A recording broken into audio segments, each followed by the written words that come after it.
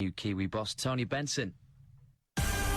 BBC Radio Manchester, satellite weather with Diane Oxbury.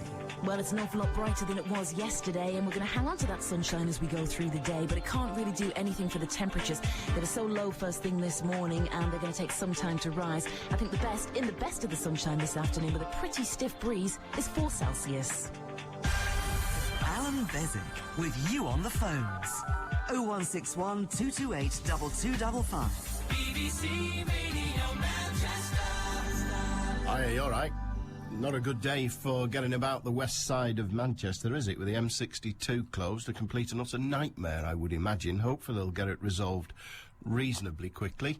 And it's not the busiest motorway on the planet, the other side of the M6, as it were, but the trouble is now backing up an awful long way towards the edge of Manchester, as you know. 0161 228 2255. If you want to talk about that, or indeed talk about anything, you're more than welcome. Radio Manchester at bbc.co.uk, and the text number 07786 206 951. It's a complete and utter mess out there today, but in here it's nice and warm. My cold's a little bit better. If you've been at all worried, I'm sure you have. Yes. It's a delusion. Leave me with my delusion, why don't you? 0161 228 2255. Talk about anything. You're more than welcome. And as the Queen made us all feel better, Her Majesty the Queen getting that bloke with the big stick with the brass knob, banging on the door and then blathering on about what the government is going to do. Yet again, the government has legislation, almost endless legislation, to entertain us as we press our way forward into 2010. And I, for one, can't wait. Peter, who's on the M62 as it happens. Hiya, Peter. Good afternoon, Mr. Beswick. Good afternoon. I'm very well. How are you?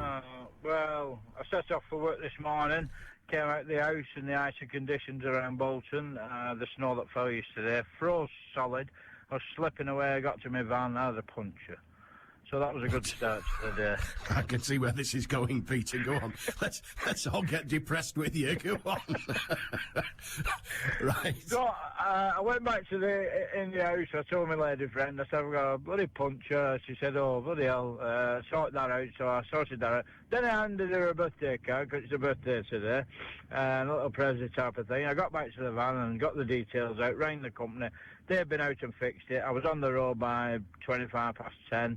I thought, get to Liverpool, where I work, and on my way round by Eccles there, and he's a traffic light, a lot of brake lights coming on here. Not to worry, it's probably someone just slowing down, and I've been here since 5 to 11, sat in the position I'm in at present. I spotted a white van, looks about a mile in front of me on a bend, and he hasn't moved. And I've just heard on the radio that it's not opening until 5 o'clock. Unlikely to be fully open until 5, yeah.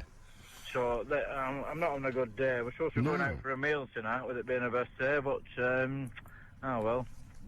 Put it on the low light as do you want to give us your address? I'll whip round with a bag of chips. Dearie me. Poor you. Oh, you think you've got problems with a bit of a cold? Hey, this is man flu, this. Man flu. All you've got's a puncture and your love life in shreds and 5 hours without a wee. This is man flu, nothing. Well, I've got a big van, so I'm not bothered about that. I can manage to relieve myself, I think. Oh, that's ruined me day. Listen, I've got my hot flask and my butchers, so I'm all right. Jobs are good. Whereabouts are you on the M62? I'm about 5 minutes from Eccles, so as I speak, there's traffic coming towards me now. As I speak, now whether they've opened the Manchester-bound carriageway, I don't know. But there is traffic coming towards me as I speak now. Oh, well, that's... Right, that's just as I'm looking now. There's wagons coming towards me now, so what's happened, I don't know. One word with me and the world starts to resolve. Well... Was it ever thus? Alan, yeah. Mr. Beswick, was you in Mallorca in September last year? No. Right, it wasn't you then. That's true. It wasn't Well, me. that solved that little problem. Right. I hope the person who was claimed to be me wasn't stealing anything. Have a good day. Have a good day yourself. Cheers. Thanks very much. Let us know when you get going, mate. I will, yeah. But as I said, the traffic is starting to move on the other side. Whether they're coming on to the...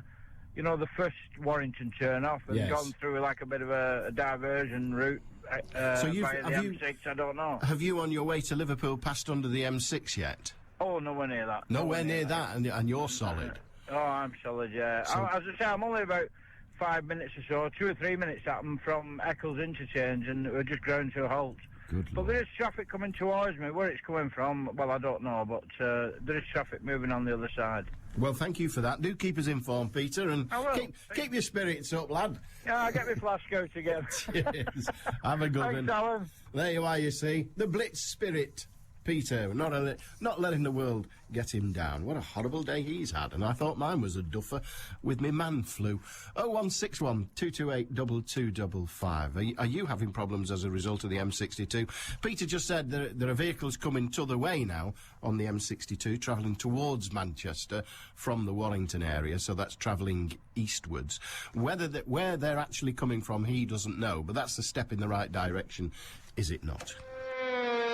This is the Northwest's biggest sports station. This is BBC Radio Manchester. Another chance here, Stephen Ireland, and that should be enough for Manchester City to win this game. Manchester City can qualify top of Group A in the UEFA Cup with a win over Paris Saint-Germain at Eastlands. You can hear full match commentary. Rooney on the rebound, and Wayne Rooney's 100th club goal. Plus coverage of United's Carling Cup quarter-final against Blackburn. Manchester Sports. Tonight from 7. BBC Radio Manchester. A very good day to you. Have you seen that fantastic story today? It's a story of a doctor he's a qualified doctor, let's say that first of all. He's a qualified doctor, and he's doing voluntary work in the Congo. And he performed an amputation on a teenage boy, and using text messages with instructions from a colleague in London. Extraordinary. The 16-year-old boy lost most of his arm after being bitten by a hippopotamus. I know.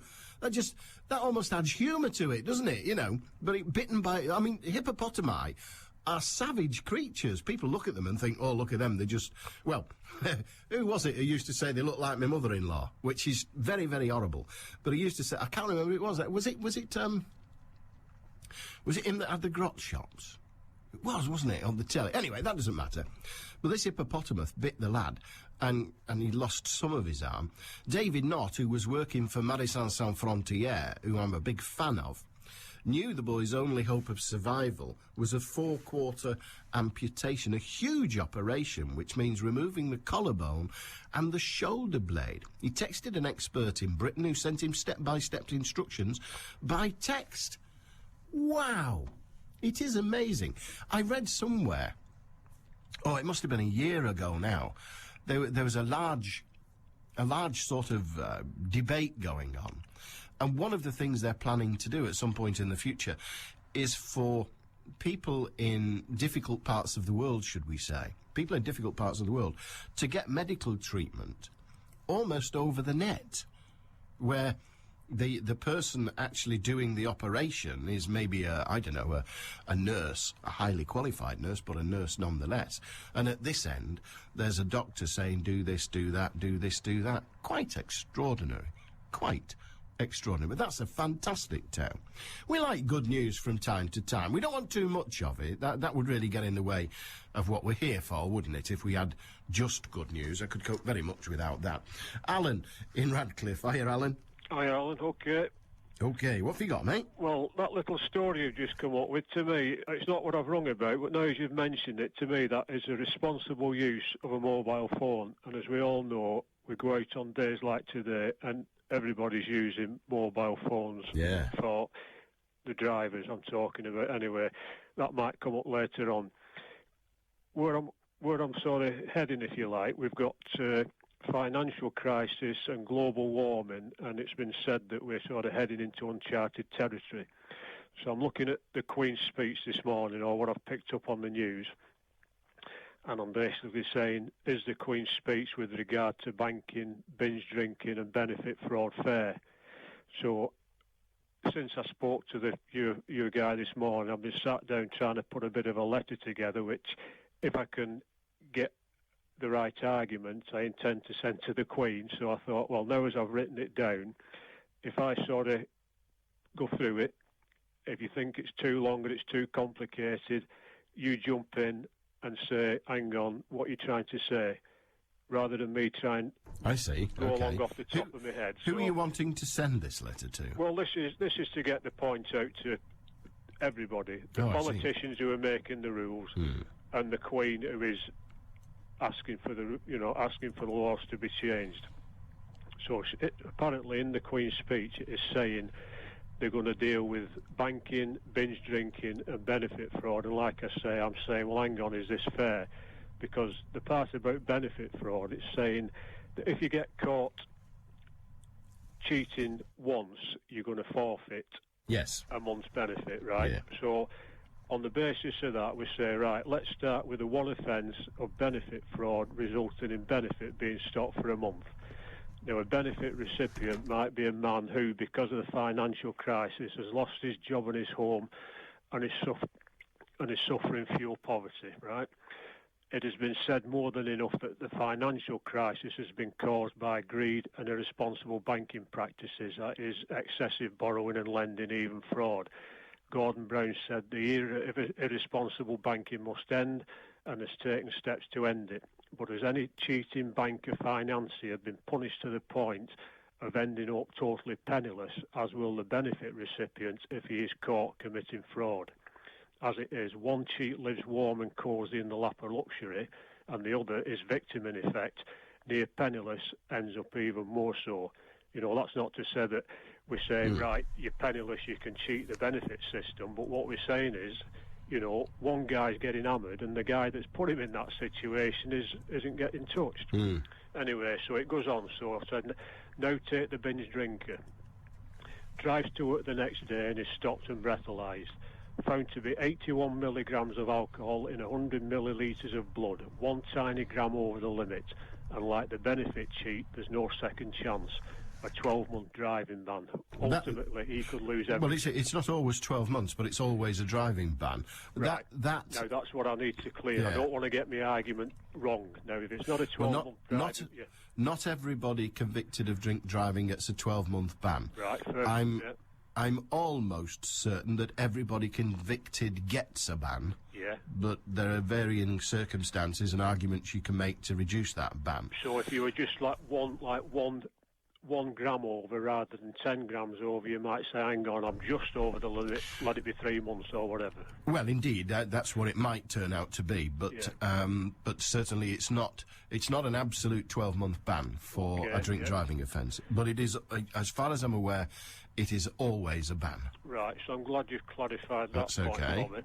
So if we move on then and we say excessive borrowing, excessive drinking, both can have devastating consequences. Borrowing leads to loss of job and home, or excessive borrowing, that is, leads to loss of job and home. Drinking, excessive drinking, to loss of job and even life. Hence, drink driving costs lives. Right, so what about excessive speed? Yeah. The latest proposals are that significant excess, for instance 50 mile per hour in a 30 mile an hour limit, will attract 6 points. In effect, a far more serious offence than benefit fraud, and also 1 gram over the drink drive limit in that 8 people are killed on our roads every day. So the speed cheat, more of a potential killer than the drink cheat, and the benefit cheat, in effect, gets 2 chances, or possibly hundreds, because they're doing, a benefit cheat will be thoroughly investigated and indeed be kept under surveillance, whereas a speed cheat, I'm calling them, maybe an habitual cheat won't be. And then it says, and who might be the victims of the speed cheat, or who might be the victims of the speed cheat? The man who has lost his job, his home, and has to ride a bicycle because he doesn't have enough money for fuel and even public transport. Now, you probably know that I do ride a bike, and that's why I'm trying to put a good argument together, but there's thousands of people out there who are now riding bikes because of the recession, because they're losing, because they can't afford this and that. And in these conditions, like your lad who was on first, they are treacherous conditions, and there's traffic jams everywhere, there's ice everywhere. So, again, to be fair, we're going to have to look out for one another. Well, okay, you come down to you call them speed cheats. I think it's a good name for them, people who speed. Yeah. But you also make the point, which is quite interesting, you make the point that people speed loads and loads and loads and loads of times and only get caught once in a blue moon. Yeah. But They only have an accident once in a blue moon as well. True, but when they have right, OK, they might have a minor bump, but look at Well, the no, lights. I mean, people... Yeah. I mean, speed does make it more likely that you'd have an accident, but it doesn't guarantee it. It doesn't guarantee it, Alan. In fact, most of the time, if you speed, you won't have an accident. Right, I'll accept that, but what it does guarantee is that you're going to intimidate and upset a lot of people. There's pensioners walking down this street this morning where I live, and you're absolutely right. But what we might call the progressive punishment for the progressive offence takes that into consideration. Well, a person driving at 30 mile an hour in a 30 limit offends no one. Yeah. A person driving at 35, there are very few people will know he's doing 35. But you can't tell. The guy on benefit who's lost everything and gets on a bicycle, and because I ride a bicycle, and because I've got a lot of people riding a bike. But Alan, the guy on benefit who fiddles the benefit, he's a thief. I didn't say the benefit fraud. I said the guy on benefit. I've not gone as far as to say he's the benefit cheat. I'm saying he's lost everything. He's having to ride a bike. He's doing everything third. He's playing by the rules. He's going out looking for a job. He's trying to save his car. I mean, write your letter how you please, Alan. But frankly, if you write the letter in such a way and say we ought to punish speeders more because they might knock over poor people, no one will even read it. Right, then I've got to change the tactic then. But if you tell me what you're trying to achieve. Well, you've got this punishment whereby they're saying 50 mile an hour in a 30 limit is a significant speed, but 5 mile an hour over the limit on a day like today when there's pedestrians and cyclists. Alan, it's simple. The legislation at the moment is if you drive 90 in a 30 limit, you're committing the same offence as if you drive 35. The government wants to change that. I want to change it, but the 6 points, it's coming down to one... So you want to say that it should be 9 points, 12 points, 20 points? Well, if a guy does 5 mile an hour over the limit and he intimidates to a certain degree, then give him 5 points. If he does 50... Alan, I'll come back to you, but frankly, you're going to make no progress. Honestly, you're going to make no progress with that argument. You might convince me, you won't convince the authorities. We'll come back to you, but right now, at 22 minutes past 12, news headlines, Mark Edwardson. The M62 is completely closed at Birchwood near Warrington. A lorry's gone through the central reservation barrier and crashed into a car. Plans to help the economy, new laws on welfare reform and rules to ban cheap alcohol promotions have been just some of the features of the Queen's speech to Parliament in the last hour. And one of the conjoined twins, born to an 18-year-old British woman, has died after an operation to separate them earlier today. Manchester's weather, dry and sunny but cold, highs of 4 Celsius. BBC Radio Manchester, 2020 traffic. Well, the M62 still completely closed off between Junction 10, the Croft interchange, and 12, the Eccles interchange. It looks like the Highways Agency have extended the closures. Congestion on the M60 anti-clockwise back to Junction 17 at Prestwich. On the eastbound M62, the queues back as far as 8 at Burtonwood Road after a lorry hit the central reservation from the westbound, crossed over the carriageway onto the eastbound and hit a car. It's going to take some time, I'm afraid, for these closures to be lifted. And we've just had a call in on the travel line as well from Gaynor reporting heavy traffic on the A580. That's the East Lancs, looking slow on the westbound between the M60 junction 14 on camera all the way through to the M6 at junction 23. Very slow through Lee and Golborne through to the M6. Thanks for your calls. Don't forget though, if you can update me, the number to dial 0161 244 4951. I'm Cara Banks. Decongesting Manchester, one car at a time. 2020 traffic. And on a day like today, of course, traffic every 20 minutes is absolutely crucial. We will keep you informed, and I'll try not to miss any. I do sometimes miss them out by being too gobby, so I'll try not to miss any. It's because of that urgency of the traffic that I had to be abrupt with Alan. But we're back. Alan, okay, clearly your objective is to get people to drive more slowly. Not necessarily. The objective is to get the rich cheat, losing as much as the poor cheat. You know, that is so you've got the rich banker or the rich driver isn't getting punished to the degree of the poor cheat, the poor driver. I mean, the most disturbing recent incident was on the M6 when you had 2 young brothers killed by a footballer who had pots and pots of money. Right, he's doing 7 years in jail, but he'll come out of jail. He'll come out in 3.5 years, and his life isn't ruined. If you want to get the government to introduce some kind of process whereby one's wealth is taken into consideration. That's exactly what I want to when do, one yeah. is handed down one's punishment. Yeah. That is simple. That is simple. You don't need a multi-pronged letter. You just need a statement that you believe that all punishments should be, well, for want of a better term, means related. Income's related. Well, yeah. means related. Means related, Depends. whatever, yeah. But you then end up with a very, very, very cumbersome and expensive judicial system. Possibly. You'll know better than I do. Well, if you're going to say that the person who is before the magistrate has to prove what his income is, imagine, I wish it not upon the fellow, but imagine it was, I don't know, Richard Branson. Yeah. Richard Branson's income is probably less than mine, probably less than yours. Probably. Right, yeah. Because he owns a £1 billion company, a multi-billion pound company. His company is valued at a great deal, and if he sold it, he would be a billionaire. But he probably doesn't get paid very much for doing his job. He probably does the job itself for nought.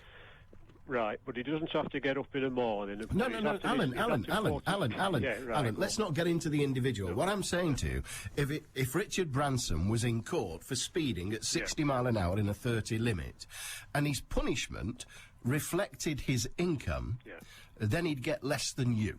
Yeah. Is that what you want?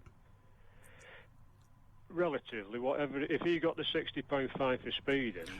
Alan, I asked you a specific question. I missed it. I didn't quite follow it. Then I don't know why you bothered to reply then. I was just trying Here's to the sort question. Of, yeah, go on. If you want punishments to be income related, you will make the process of being in court about 4 times more expensive than it is now. But if it saves 3,000 lives a year, is it not worth it? And if it saves 3,000 lives a year, yes, it's worth... If it saves... Alan, do you want an answer or not? Yeah, If it saves 3,000 lives a year, yes, it's worth it, but it will not.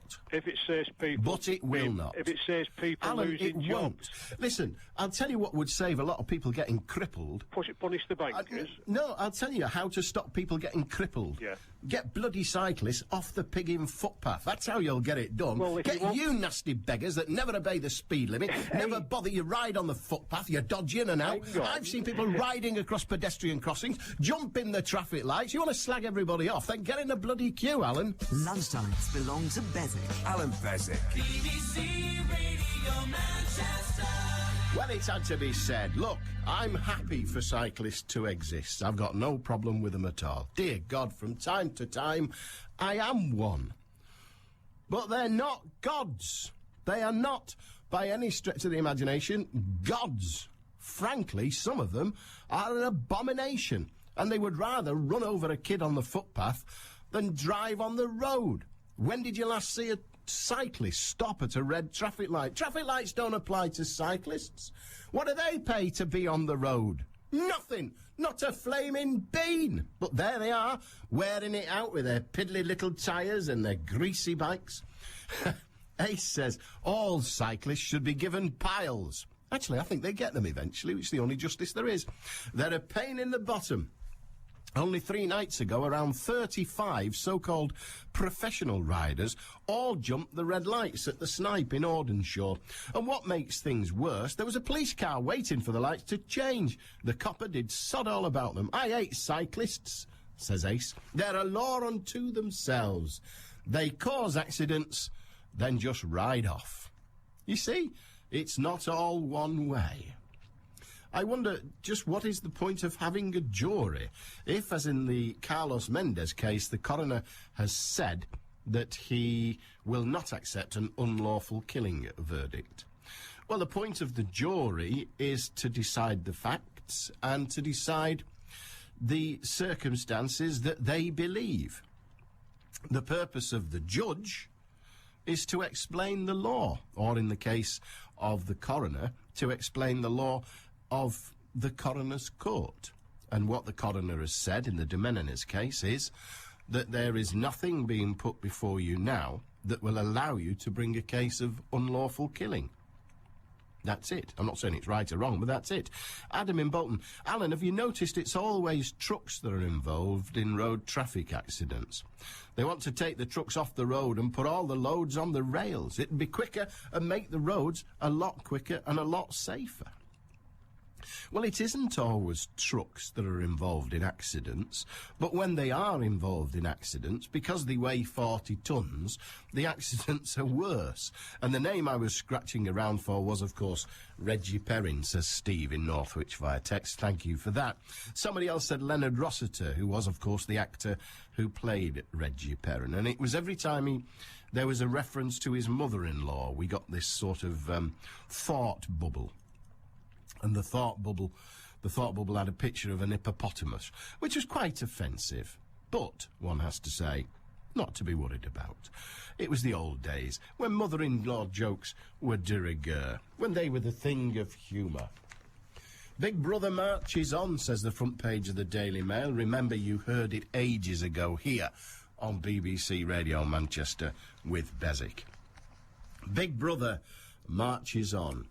The police are to be given new powers to stop you in the street and demand to see ID. Refuse, and you'll face jail. It could never happen here. Yeah, right. State officials are to be given powers, previously reserved for times of war, to demand a person's proof of identity at any time. Anybody who refuses the Big Brother demand could face arrest and a possible prison sentence. The new rules come in legislation to be unveiled in today's Queen's speech. Well, were they thus unveiled? We shall have to see. Do you think the police and other authorities, but let's stick with just the police for now, do you think the police should be required, indeed entitled, to ask you to prove your identity? And if so, and you fail so to do, should they be entitled to arrest you? Well said, sir, says Chris in Middleton. I think he might have been referring to the cyclists. Who knows? What's your view on the whole? I mean, we hold scientists, don't we, with all this debate about the atmosphere and all that other green stuff. We hold cyclists in a sort of, well, in a saintly thought. But they're not. They're no more likely, nor for that matter less likely, to obey the rules of the road than anybody else. But if a cyclist jumps the lights, can he or she be stopped from riding a bicycle in future? Have his licence taken from him? No. Why? Because he doesn't have a licence. If a cyclist runs somebody over on the footpath, what happens next? I'll tell you what happens next. The cyclist gets up and clears his hook. Off he goes. Sorry, mate. Zoom, pedals like beggary. Cyclists are no more angelic than motorists. They're not. They don't obey the rules because, well, I can't really do much harm on my bike, can I? David in Sale. Way back in 1990, somebody I know got married and went on honeymoon to Kenya. On the same flight as the happy couple was a bloke on his own. He was on his own because his fiancée had stood him up at the church. Poor sod. They all arrived at the same hotel where within a short time the jilted bloke had his wallet nicked out of his hotel room by one of those small monkeys. Some time later in the holiday the man was walking in the grounds of the hotel, pondering his bad luck no doubt, when he was bitten by a green mamba snake. Not someone I'd want to stand near, says David. We send that with our blessing to Peter, who's still on the M6 thinking that he's having a crap day. You may well be having a crap day, Peter, but it is nothing compared to the holidaymaker in Kenya. I hope it lifts your spirits almost as high as it lifted mine, dear heaven. The report about widespread child abuse says, listen to this, this is a statistic that frankly makes me feel uncomfortable. David quotes us this. There's a report about that says widespread child abuse. There's an estimated 10% of children are abused. Not just in this country, but also the rest of the Western world. And David says, quite fairly, I just wonder Did he use the same organisation to get their statistics as your caller, the one who said that 60% of us are heroin addicts? And then he says, I wonder if the India-England test match could go ahead, but on a neutral ground, say, Pakistan. Oh, dear. Possibly not. Dave in Ashton. Hiya, Dave. Hi, Alan. What Just for- listening to your past comments, I'm just wondering, if a cyclist commits a sort of a traffic offence and the police pull him over, can they not find out whether he's got a driving licence and then put penalty points on his licence? I don't know. I don't think so, but I don't know. Because technically it's a traffic offence. If I drive a car, then I decide then I want to drive a van or a three-wheeler. Obviously, if I commit an offence in that vehicle, then technically I'm still obligatory to You are, get but you penalty points. But you require a licence to drive those other vehicles. Now, it may well be that you're using, for want of a better term, the provisional element of your main body driving licence to drive those other vehicles, but you do require a licence to drive them. Imagine the cyclist who drives home from the pub smashed out of his mind and gets breathalyzed. Well, I don't even know whether they're empowered to breathalyze him, but let us just assume they are. If he's convicted for driving his bicycle whilst under the influence of drink or above the limit or whatever, what is the legal limit for a cyclist? I don't think there is one. But did we not hear some years ago, I'm sure I did, about a woman that actually got done for being in drunk of a pushchair? Yeah, but I don't think she had her licence endorsed. Maybe she did. You would need a lawyer to answer that, to be honest. Yeah, because obviously I suppose it's the discretion between obviously a vehicle and a cycle. Yeah. Well, yes, a cycle is a vehicle, but it's not one that you require a licence to drive. It'd be interesting to know if anybody out there has had it done. Imagine this. You're walking across the road, drunk, and the pedestrian light says, red, don't cross, and you jaywalk, and you're hit by a car, and along come the police. If you're drunk on the road, are you guilty? Well, yes, but are you going to lose your driving licence if you weren't in the car? But again, it's a fine line, what is a vehicle and what is not, isn't it? Well, imagine this then. If we say, well, you're a driver and you've just committed an offence on the road, therefore you're losing your driving licence, why bother walking? Why not drive? Yeah. So I think the law would be very wary. Slightly different with a cyclist, but a pedestrian, drunk in charge. No, you can't be drunk in charge of a vehicle if you're not in a vehicle. Unless you've got one that responds to whistling. like a sheepdog, you know, that'd be nice. Yeah. That'd be really useful, wouldn't it? I must invent one. What about those cycles that have little engines on them? Because well, then it depends on the engine and whether it is deemed a cycle or not. Yeah. It's I think a maximum speed of 4 miles an hour says that it's not a vehicle. Yeah, I suppose the road tax element defines whether it's I would say whether it's a vehicle or not, doesn't it? Quite probably, yes. But you know those mobility scooters. Yeah. There is a line 4 miles an hour. If it has a maximum speed of 4 miles an hour, it's not a vehicle. It's not allowed on the public highway. You can use it on the footpath. If it is able to travel at faster than 4 miles an hour, it is a vehicle. Good. Oh, it's smashing, Alan. I'll get my push bike out then. Well, at least you'll make Alan happy with one L. Have a good day. Does anybody know the answer to that? I'm just looking through the Magistrates' Court Guide whilst chatting, and I don't know. You see, it's all driving, isn't it? Driving. Alcohol over the prescribed limit. Driving. Are you driving a motorcycle, a bicycle? No, you're not. You're riding it. That's just a little pedantry, but now driving, alcohol limits, see dangerous disqualifications, disqualified, drunks while drunk in charge, drunken driving, due care and attention, blah, blah, blah. There's all sorts of things here that could direct us, but I think they're all related to motorised vehicles as opposed to cars. That covers motorcycles and probably covers some of those bicycles that have an engine attached there too.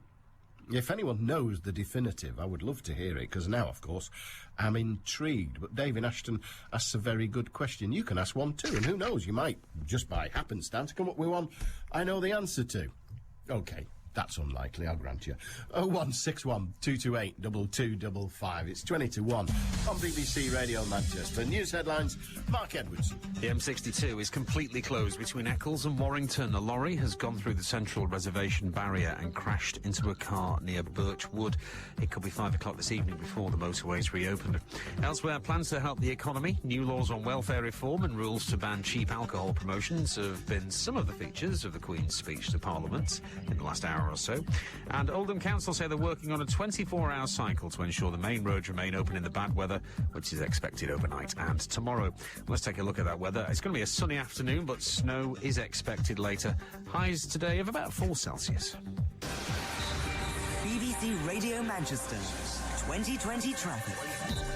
The M62 between Junction 10, the Croft interchange, and Junction 12, Eccles, is still completely closed, both east and westbound, after a lorry travelling on the westbound carriageway towards Liverpool crashed through the central reservation barrier, hitting a car on the eastbound side. So all slip roads to the M62 from the M60 and from the M6 at Junction 21A have had to be closed off to ease congestion in the area. There are diversions in operation for the eastbound. Traffic's being taken off via the M6 to Junction 20, the Lim interchange, and then onto the M56 westbound via the M60, and again onto the M56 instead. Now, as you should imagine, it's causing delays on surrounding routes as well. For instance, the A57 westbound through Trafford Park's queuing up between the M60 Junction 11 at Barton and Glazebrook Lane, also affecting the A580 as well.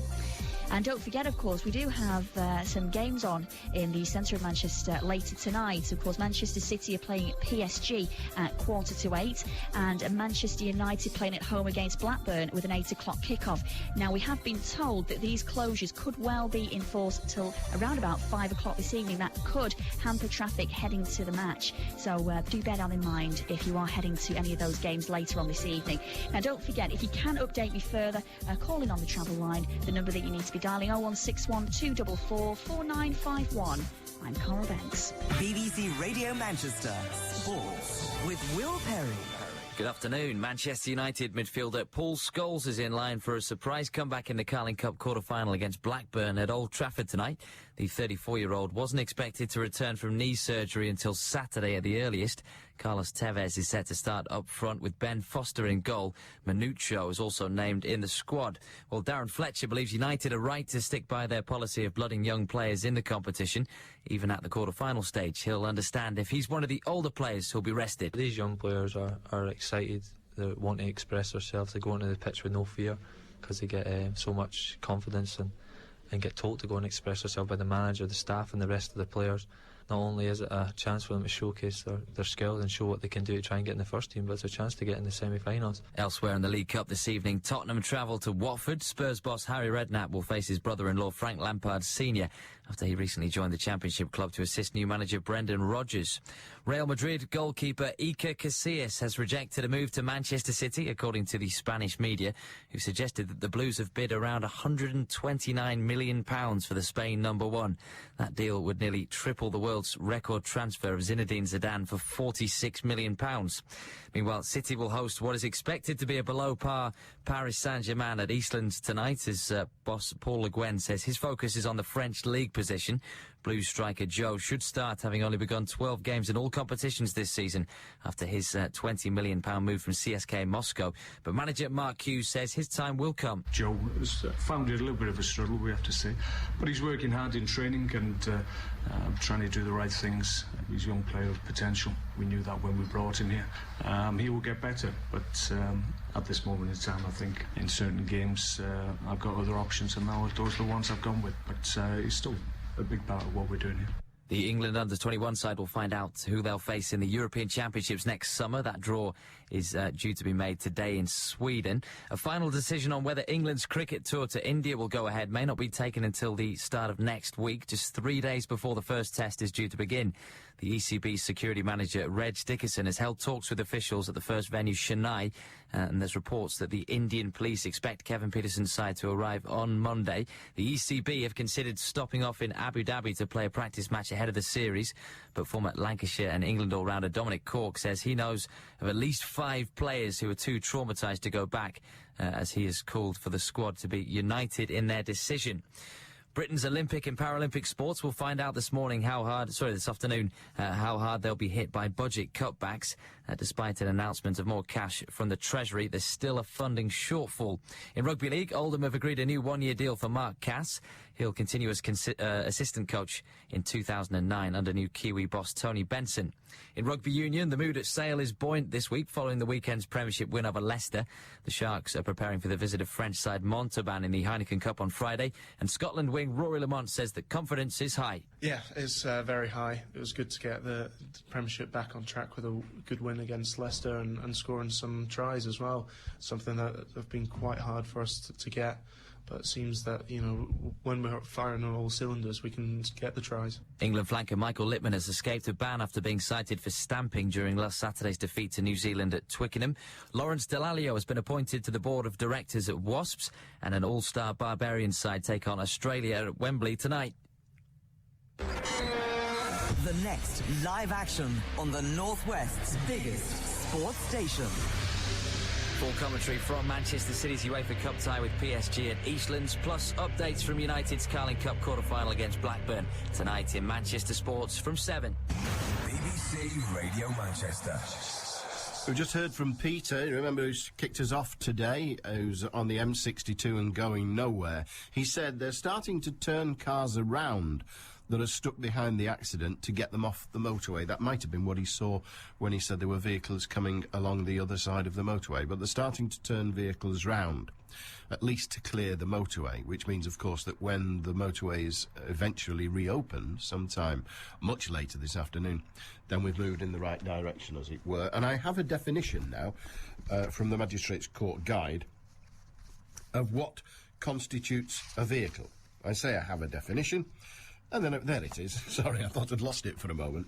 This is from the Anthony and Berryman's Magistrates' Court Guide. It's from 2002. I really must update this book, but they're about 20 quid. Anyway, it's from 2002, but I don't think the definition of a vehicle would have changed an awful lot in that time. So this is a vehicle.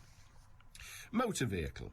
Now, that motor vehicles are how we describe the vehicles that are prosecuted for drink driving and all the rest of it. This is defined in the Act as a mechanically propelled... I'm sorry, I'm a bit snuffly, I can hardly speak. This is defined in the Act as a mechanically propelled vehicle intended or adapted for use on roads, whether or not it is in a fit state for such use. It includes a trailer, a chassis or body with or without wheels appearing to have formed part of another motor vehicle or trailer, and anything attached to a motor vehicle or trailer. So any part of the vehicle, including the trailer you're dragging along, could well be defined, indeed would be defined, as the vehicle. Eric in Bolton. Hiya, Eric. Hiya, Alan. Well, the reason I wanted to ring up, this abuse of children. Indeed. Yeah, it's not all doom and gloom, because my son and his wife are adopting 2 little children who've been physically abused. They've been going through the adoption process, Alan, and last week been going into the foster home and bringing them home this week, and they're settling in fine. This morning, Alan, they brought them to see me. Okay. I'm going to be a new granddad, Alan. Hey. And, and the 2 lovely, happy kids, and I just wanted to ring in to say that, there is still hope out there for some of the children who are abused. Well, there is indeed hope, but the thing that... For some of them. Well, yes. But the thing that the chap that was on earlier, I think it was an email, that said that there's been this report saying that 1 in 10 children are abused in some way during the... Well, that's what this information says. Yes. But I look at my school. Yes. When I was at school, class sizes, the average class size for us was 30. Yes, there were 30 kids in our school. Yes. in our class. Now, that means in that classroom, 3 of them, at some point in their lives as a child, were going to be physically or mentally abused. Right. I can't see that, can you? No, I can't. In fact, No, when... I can't, honestly. And when we started to say, well, what do you mean abused? You know, if your dad loses his rag one day and says, you little swine, that's not abusing you. No. So what did we mean? Well, sexual abuse meant penetration. Sorry to be so upfront. And physical abuse involved unreasonable physical contact. Yes. And mental abuse meant frequent occasions when the child was made to feel worthless. Yeah. Like 1 in 10? Yeah. Crying out loud, what sort of a world? You're an idiot and you're not, or something like that. Well, no, not just saying it. Yeah. I feel sure my dad said to me more than once, you're an idiot. But he didn't mean it, did he? Well, I think he did at the time. I think he was probably right at the time, but that was event-related rather than a diminution of you as a human being, you know. Well, you might have done something... idiotic. We all do daft things when we were little. We do indeed. Some of us don't actually stop doing them. God on you, Eric. But I just wanted to ring up and just to explain, you know, that there is still hope for some of these kids out there, you know. What led... you know, it's made my day today, and I hope it's such a bad day. I hope it brings a bit of sunshine to other people's lives, knowing, you know, that there is some hope for some of them out there. I mean, your son or daughter, don't tell me which, it doesn't matter, but your son or daughter, son and daughter-in-law? Well,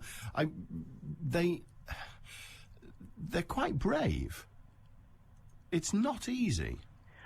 Well, they've gone into it. The reason for it, Alan, she has epilepsy, Alan, and she didn't want to have any children in case it came through, you understand? Yeah. So they talked about it, Alan, and they went through the process, you know. Which is a long process. And she's long...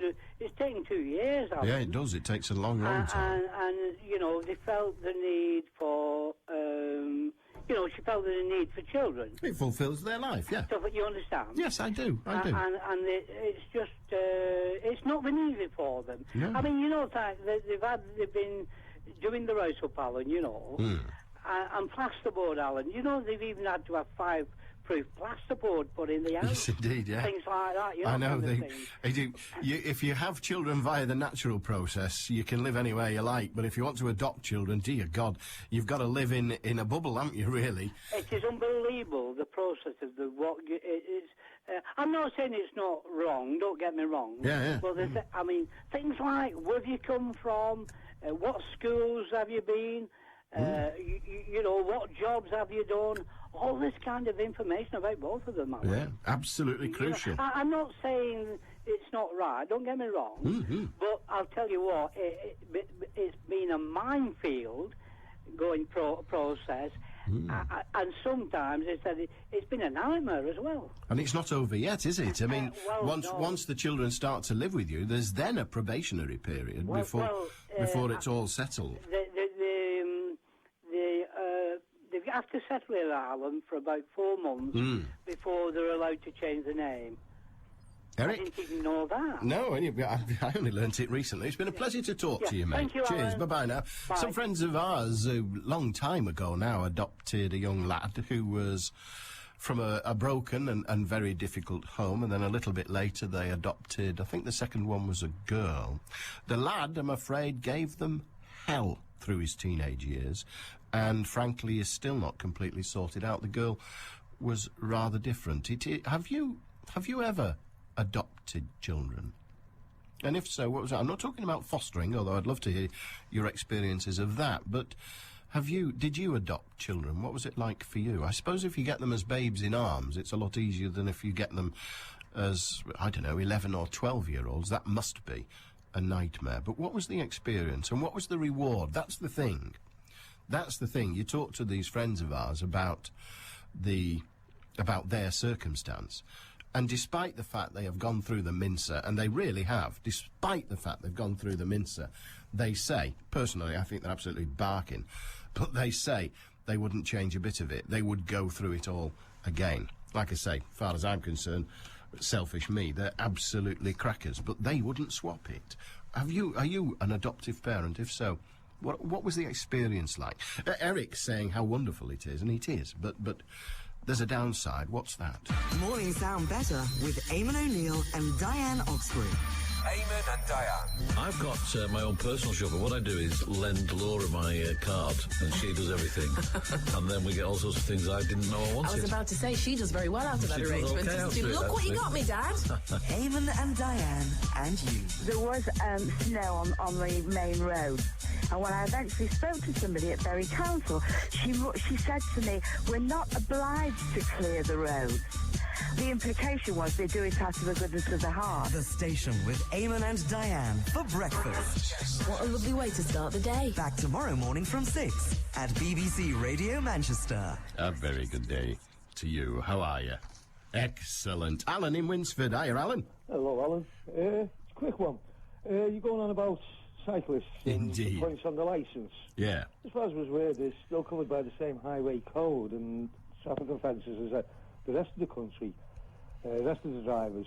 One story that I did hear about 10 years ago was a horse rider actually got done for being drunk in charge of a horse. Indeed.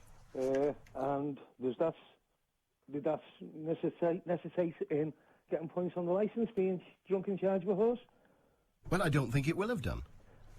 You see, to be drunk in charge of a horse could be, I don't know, but you're telling me and I believe, could be an offence. Yeah. But it's not a moving traffic offence.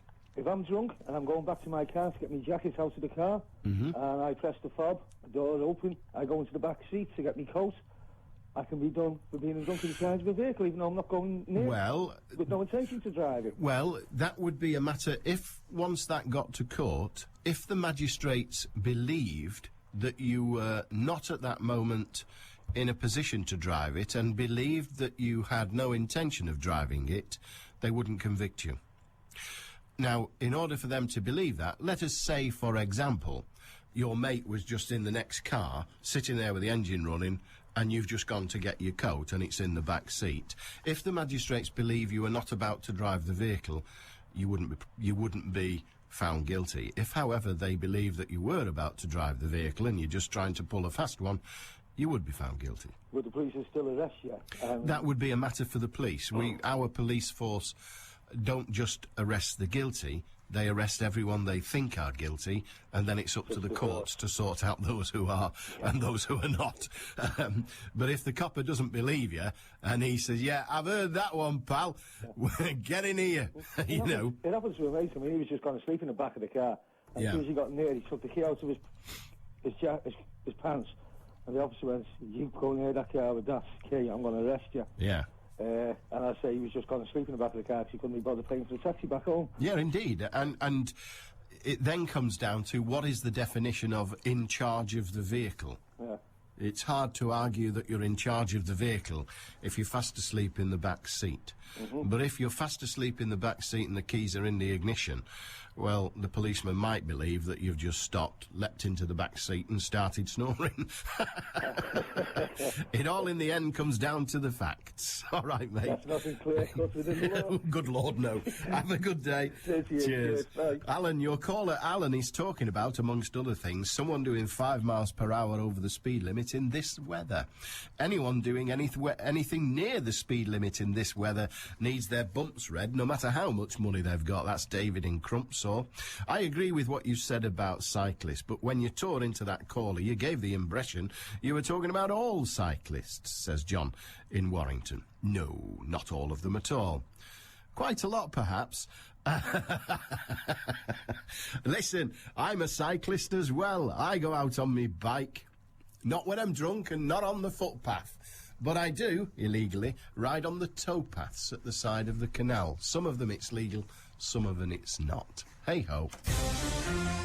Oh, I'm just wicked me. For the first time in weeks, you've dropped the ball, and it's a killer question rollover. Tonight from 10 with me, Sam Walker.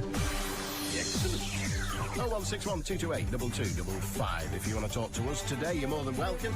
You can email radiomanchester@bbc.co.uk and text 07786 206 951. Stick around. 95.1 FM, DAB digital radio. and the World Wide Web. This is Manchester. BBC Radio Manchester.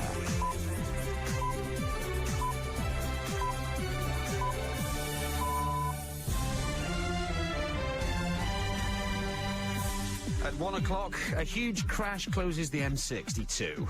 And Casillas rejects a move to City.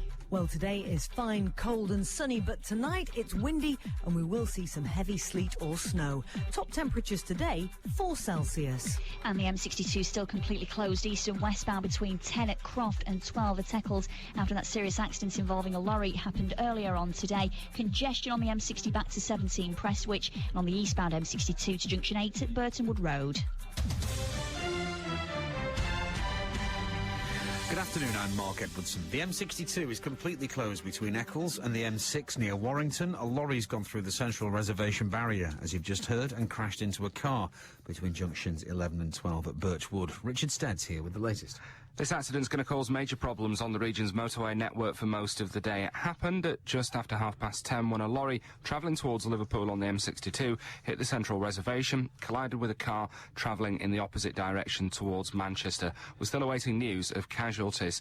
The motorway's closed westbound from junction 12 at Eccles and eastbound from junction 10. It's causing traffic chaos, as you can imagine, and the slip roads from the M60 to the M62 at Eccles are also closed, meaning heavy traffic there as well. The M6 has also been affected. Police have closed its slip road onto the eastbound carriageway of the M62. Well, we've just had this from Neil Stereo, who works for the Highways Agency. We are looking at opening one lane eastbound very, very shortly. We're working towards opening the motorway as quickly as possible, but we would advise drivers basically to keep an eye on what the information is coming out, because we also have 2 big football matches in Manchester this evening as well. And we would advise drivers to check before they travel and maybe leave extra time for their journeys. In other news, measures to deal with the economic downturn were at the heart of this morning's Queen's speech, in which the government outlined the laws it's planning to pass in the coming year. MPs and peers gathered together at Westminster to hear the details of the legislative programme, which will be debated this afternoon. There's to be action on immigration, welfare and health, as well as the economy. My government's overriding priority is to ensure the stability of the British economy during the global economic downturn.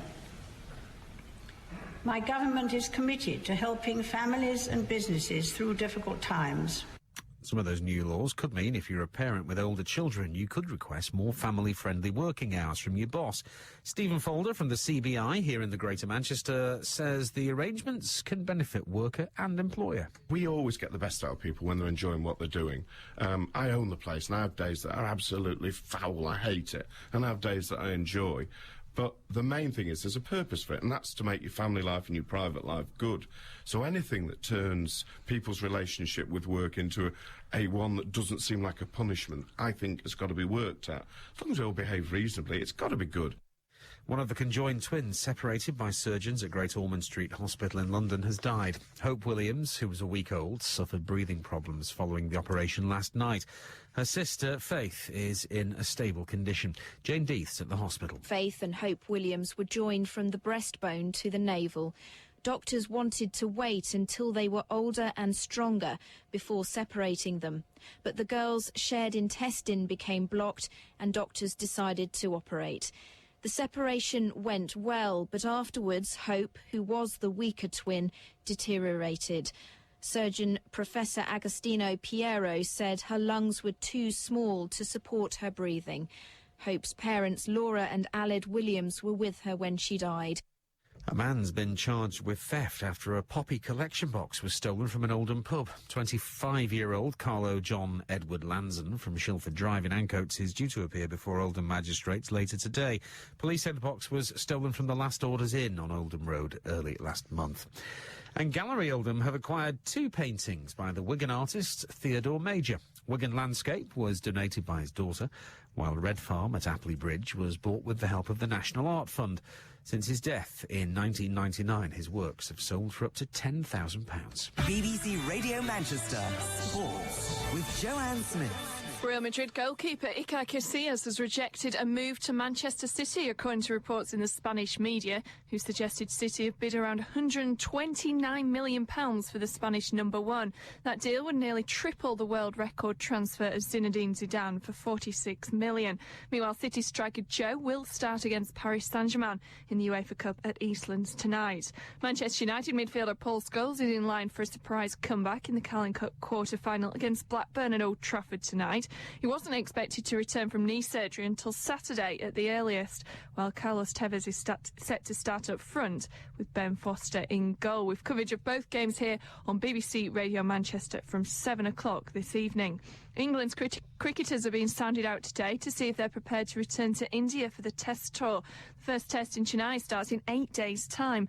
Before former England all-rounder Dominic Corp claims he knows as many as 5 players won't tour. And Oldham Ruffians have agreed a new one-year deal for Mark Cass to continue as assistant coach in 2009 under new Kiwi boss Tony Benson.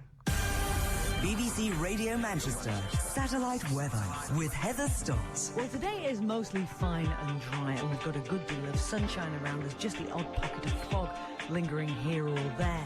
Now, tonight we are expecting things to change for the worst. It's going to be windy, and we'll see some heavy sleet or snow overnight. We'll keep you updated on that here on BBC Radio Manchester.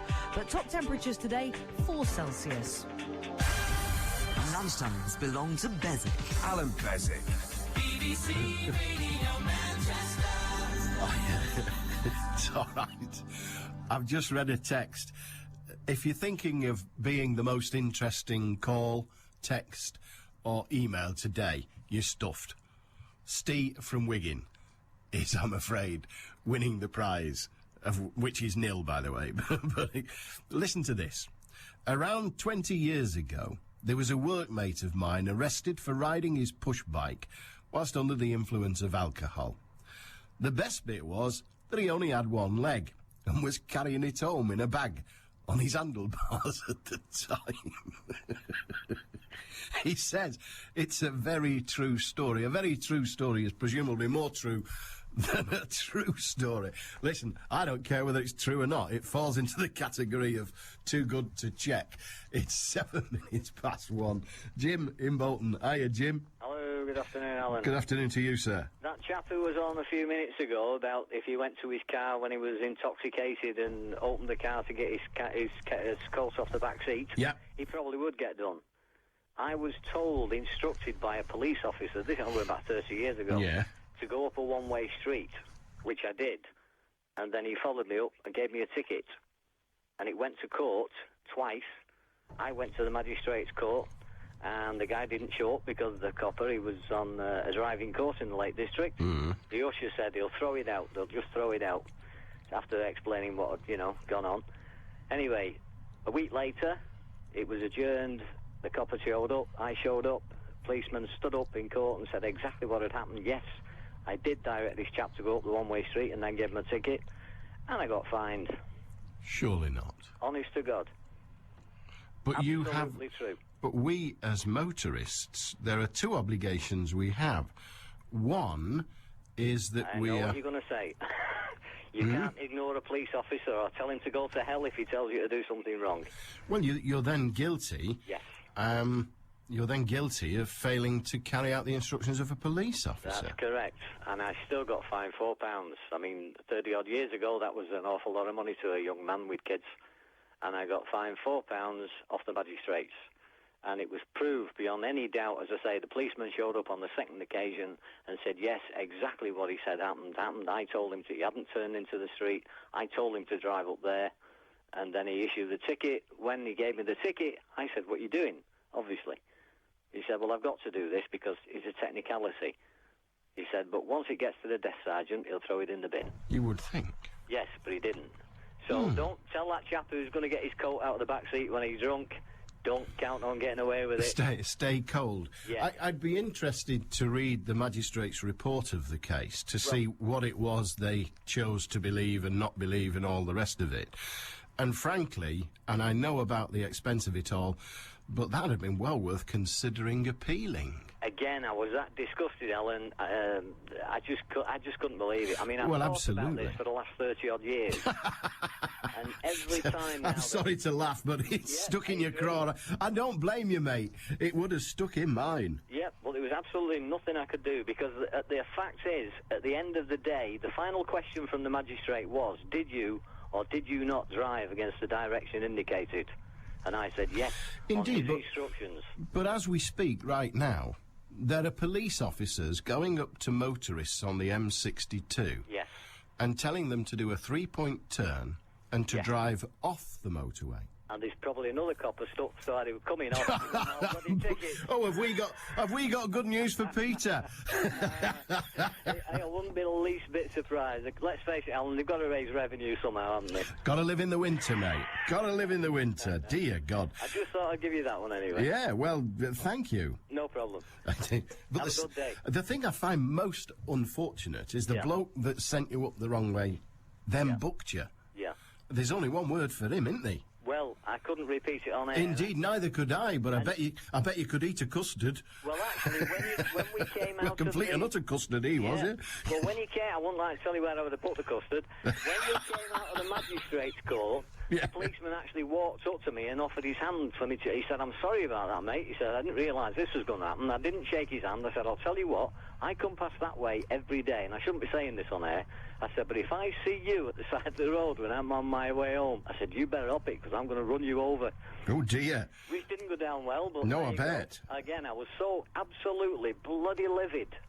Well, I think I would have been. I think I would have been, and worse than that, I think it would have damaged what little faith I sometimes have in the authorities. Exactly, and that's the point. I mean, the police need people on their side. They so do. When they're doing this kind of thing, I mean, for years and years after, if I'd have seen a policeman at the side of the road, I'd rather spit on him than smile at him. Oh, dear. And unfortunately, it's left that taste in my mouth for that many years. Yeah. So, tell him if he's going to get his coat out of the car, tell him forget it. Don't leave bother. Leave it where it is. Get cold. Get cold. Good on you, Jim. Thank you very much. And that is a chastening tale, isn't it? Have you ever heard anything like it in your life? Police officer says to Jim, you need to go up that way. Now, we don't know why. I could have asked Jim. You need to go up that way. Wrong way up a one-way street, but on the instruction of a police officer. So he goes the wrong way up a one-way street on the instruction of the police officer. And then somehow the same police officer follows him and books him. It then goes to court. The police officer stands up in court and says, yes, those are the facts. I sent him up the one-way street the wrong way. Wow. That's all I've got to say. Wow. Now, I can see a set of circumstances where that is legit. For example, the bloke says, can you tell me how I get to the town hall? And he says, just up there, mate, on the right. So he drives up there, but it's a one-way street. So, yes, I could see that. Anything else? Dear God. And as I say, right now on the M62, according to Peter, the police are getting people to travel illegally. Otherwise illegally on the M62 in order to clear it after it's been absolutely chocked up. Chris in Middleton, how do you think a serving soldier would go on with the police if reaching for his jacket in the back of a car whilst drunk? I don't quite understand the relevance of the serving soldier bit of that. Maybe I'm thick.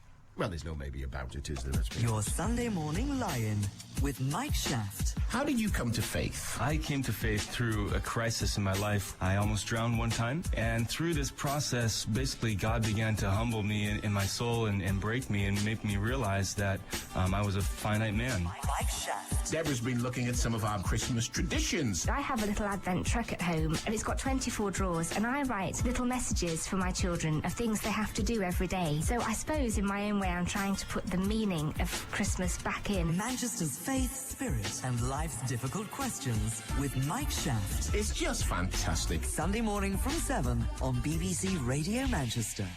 A very good day to you. Police having the authority to demand identification sounds good to me, says Phil in Heald Green, as that means we'll at least see officers on the streets, a rare sight nowadays. It does contradict a recent BBC documentary when 2 illegal entrants, Iranian, were sent on their way with directions to immigration service, having been found walking on the M6. That's Phil in Heald Green. Jackie in St Helens. Hiya, Jackie. Hello, Alan. How are you today? Oh, not bad at all, thank you. Good. What have you got for us? Well, I just would like to know, can you be done for riding a bicycle using a mobile phone? Because we've had about 3 occasions in the last week when people have been not riding very steadily because they were on the phone. Once we thought he was drunk. I mean, the answer to that question is yes, you can, but I don't think there is a specific offence, such as there is for using a mobile phone whilst driving in control of, actually, a motor vehicle. But you do have an obligation to ride a bicycle with due care and attention, and being on a mobile phone would probably be accepted by the courts that you're not riding the bicycle with due care and attention. Well, as I say, we did think one fella was drunk, but in actual fact he was on the phone. He could have been both. Could have been both, He yeah. could have so easily been both. But at least he didn't have one leg and was pushing it on. No. But the other thing is, we live on a road which a bus comes down, right? We have a bus service down that road. And I rang the council yesterday because they don't grit it, and it is a bad road. There's a cyclist fell off outside the house this morning, and the bus, missed him. But it is a bad road. So I rang the council yesterday, asked about gritting, and he said, well, it's probably too narrow. Too narrow?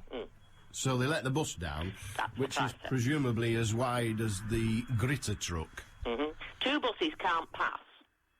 One has to go on the footpath, if they go. I mean, it only runs one way. Indeed. But I can't understand why the gritter can't do the same thing. Nor can I, to be honest. But, hey, it's saving salt, isn't it? Yeah, How very bizarre. It is, because they grit the road at the bottom, which isn't used by the bus, but not this one. Well, you see, I was of the view, until just a moment ago, I was of the view that they gritted the bus routes. Well, apparently, he said the buses go such wiggly-woggly ways now. That wibbly-wobbly way on your computer. Indeed, yeah. They follow that, but he said they can't grit them all. Oh. Well, there you go. Well, that's what I call learning. You learn something new every day. Exactly so. Exactly so. But how very bizarre. I honestly thought that was what the authorities, that was how they judged which roads to grit which not to grit. But when they grit ones that no buses go down, and not ones that buses do go down. Seems strange. It does, doesn't it? I bet if they still owned the buses, they'd grit it. No, that's different, yeah. But then they wouldn't go the wibbly-wobbly way. You'd go to where they damn well tell you to go to get the bus. Come on, you know what they're like, don't you, Alan? I do indeed. Have a good day. Thanks very much, bye. I rather thought that they did grit all the bus lanes, all the bus roads, but clearly not. What would happen if you had an accident driving the wrong way up a motorway if the police tell you to turn round on the 62? Would the car, lorry you hit coming towards you, would it be your fault? Who would win in court? And whose insurance would pay out? The one driving the right way down the motorway or the one the police directed? This could be a minefield in the eyes of the law. Well, I can't answer any of those questions beyond saying that's not how it works. What the police do when they, on those rare occasions when they do turn vehicles round on the motorway and make them go back along the motorway on the wrong side, what they do in those circumstances is they close the motorway. So let's say they're making you go back to the service station or go back to the slip road a little further down the motorway from whence you came. They would stop the traffic first. So they stop all the traffic and they then control it.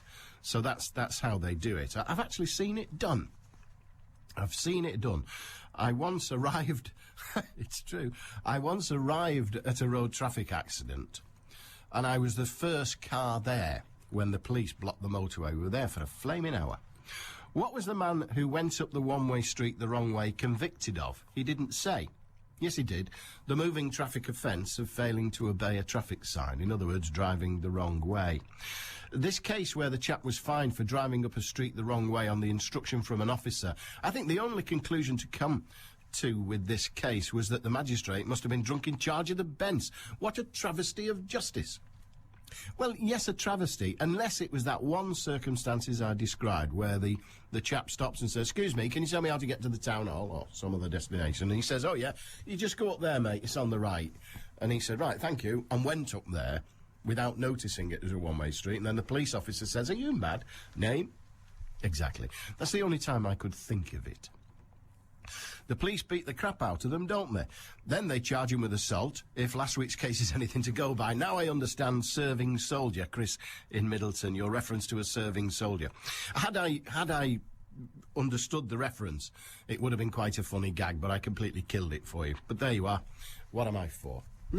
My mate's dad lost his licence for pushing his moped home whilst over the drink drive limit. He knew he'd had too much to drive.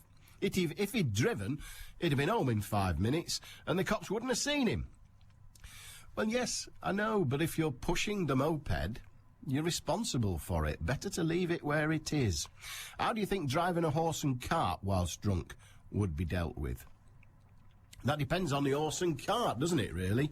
I don't know, but certainly being drunk in charge of a horse is, in fact, an offence. But that's more to do with not the actual being drunk and the road traffic. It's more to do with the being drunk in charge of an horse, because of the danger of that to all sorts of people. And Jessie says, some years ago my husband was driving along the main road through Haydock. Unfortunately, a young man on a cycle decided to liven things up by playing dare across the road. He'd been doing this for some time when my husband came along, and they collided. The boy bounced off the bonnet of our car. The lad got a broken leg and a ride in an ambulance. My husband was a wreck for a while, and furious when he not only got the bill for the repair to his car, but also the bill for an ambulance ride. Sad, but true, says Jessie. Just gone 1:20, BBC Radio Manchester News headlines with Richard Stead. The westbound carriageway of the M62 has been completely closed between Eccles and Warrington. One lane has reopened eastbound. A lorry travelling towards Liverpool went through the central reservation and crashed into a car between junctions 11 and 12. Hope Williams, one of the conjoined twins who were being separated in an operation, has died. Faith and Hope were joined at the breastbone, and they also shared a liver. And Gallery Oldham have acquired 2 paintings by the Wigan artist Theodore Major. Since his death in 1999, his works have sold for up to £10,000. Manchester's weather fine and dry with a good deal of winter sunshine, cooled with a high of 4 Celsius. BBC Radio Manchester, 2020 traffic. Well, we've just been hearing in the news there, the M62 westbound is still completely closed off between junction 12 at the Eccles interchange and junction 10 at the Croft interchange after a lorry went through the central reservation earlier on this afternoon. Now, one lane has been reopened on the eastbound side of the carriageway. That's the side that takes you towards Manchester. Lane 1 has just been reopened to traffic. That's the inside lane. The middle and outside lanes are still closed at the moment between 11 Birchwood and 12 Eccles. But as I say, the inside lane has only just been reopened. Trafford Park still looking fairly heavy on the A57 as people try to divert around. The westbound between the M60 at junction 11 and Glazebrook Lane looking very slow. As you should imagine, traffic in Warrington on Birchwood Way is queuing up between Orford Road and the M62 at junction 11. And in Astley Green, the A580 queuing up at the moment between the East Lancs Road and Moseley Common Road. The lights are all out between Astley Green and Bootstown, so take extra care. Don't forget, if you can update me further, call in on the travel line. The number you need, 01612 244 4951. I'm Cara Banks. 2020 traffic means you get an update every 20 minutes through the day.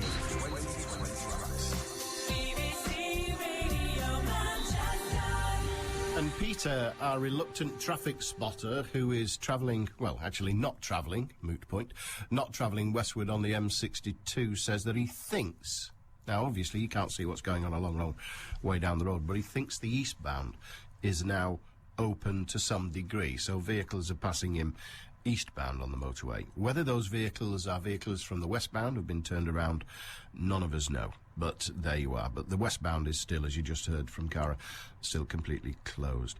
0161228 2255. Gary in St Helens. Hiya, Gary. Hello, Alan. Where's the guy who got done by the police officer for going up the one-way street? Yeah. I don't know if you know Charlotte Richard. A little You've bit. been up there. I have, yeah. If you want to get back on the northbound carriageway, you've got to go up a one-way street the wrong way. And a police officer pulled me over. He wanted to breathalyse me. I'm like, he breathalyzed me. Well, he asked me, had I been drinking? I said, yeah. Breathalyzed me. It was negative. He said, I thought you'd been drinking. I said, well, Coke. I could see like he was a bit dude by the way he said that. Like, so I said to him, how do I get back on the northbound M6? He said, he'll go down there. So I went down there and I thought, oh, he's bound for before him. So he just shot down at 90 mile an hour. He couldn't catch me.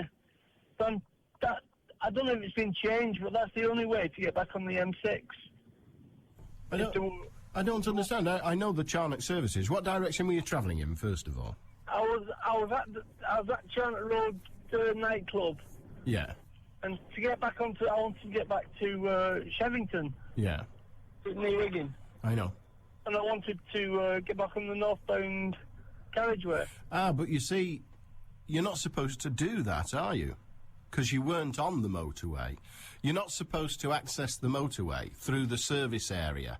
There's a road, isn't there, goes over Charnock Richard Services. I think it's an A road, but it might be a B. But there's a road goes over them. Yeah. And then there is access to get to either side of the motorway. There's an access road that goes out onto the public highway that enables motorists who want to go to the hotel that's also located on the site, enables them to do. And a lot of motorists use that as a way of getting onto the motorway, but they're not supposed to. They're actually breaking the rules. They're breaking traffic regulations in so doing. Well, that guy told me to go and do it. Well, indeed, and once you're told to do it, then fine. And the 90 mile an hour to avoid him catching you probably wasn't your best plan, but it worked. Good on you, Gary. Thank you for that.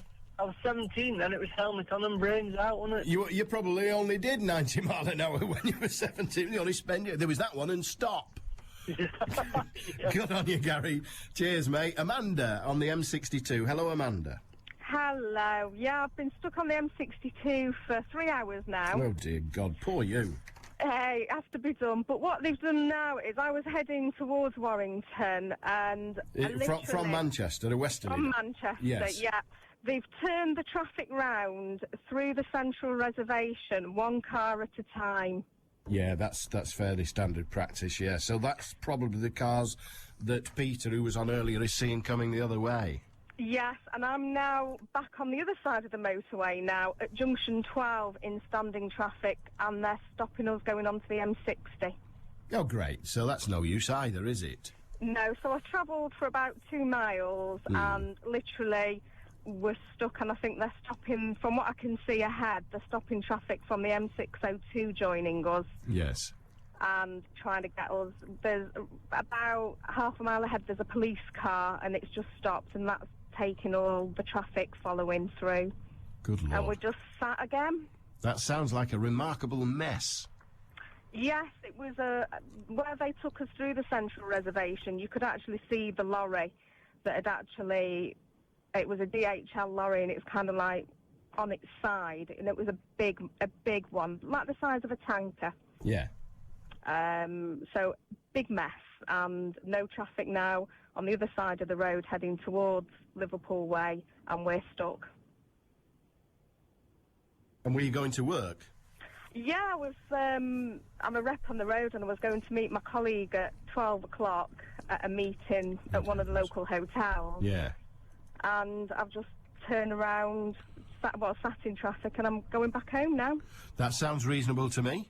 I could do with a good cup of coffee, though. That's yes, indeed. Get home, have a cup of good coffee, and maybe a hot bath, Amanda. All right. All right, cheers, well, thank Alan. you for letting us know. Thank you very much indeed. Safe journey for the rest of it, anyway. Pleasure. Cheers. Thanks a lot. So that's Bye. for Peter's benefit, who's been helping us out all morning. Thank you very much. But also for his benefit, the cars that you're now seeing, Peter, going the opposite way on the motorway, well, actually, you'll be one of them at some point in the reasonably distant future, because it's cars that are now, the police are now letting through the central reservation, doing a U-turn, as it were, through the central reservation and travelling back up the other side, which is the norm. But then, of course, they're hitting the residue of the problems at the other end. It sounds very much like Beswick at 2 o'clock is not going to get home for some considerable time. So now it's starting to affect me. I'm really concerned. Yes, absolutely selfish, and I've never known any other way to be. 0161228 2255. If you've something to say, feel free. Just pick up your phone and do it. Or Radio Manchester at bbc.co.uk. And cycles that use the roads should have third-party insurance, because if they hit your very expensive car, it's your insurance that has to pay for the damage, and that'll cost you. But if you hit the cyclist, guess who has to pay? Yep, it's your insurance again. This surely isn't right, that motorists take all the liability for road accidents. Make the cyclist register and have a number plate attached to their cycles. Well, what you say is, in practice, absolutely correct, Ace. And we had the lady earlier, didn't we, whose husband was involved in an RTA with a cycle in Haydock. But if you are in contact with a cyclist, and it's the cyclist's fault, you can actually claim back all your repair costs from the cyclist. But, of course, if the cyclist has got no money, you're wasting your time. But often, possibly not always, often a cyclist is covered by his or her household insurance. Absolutely.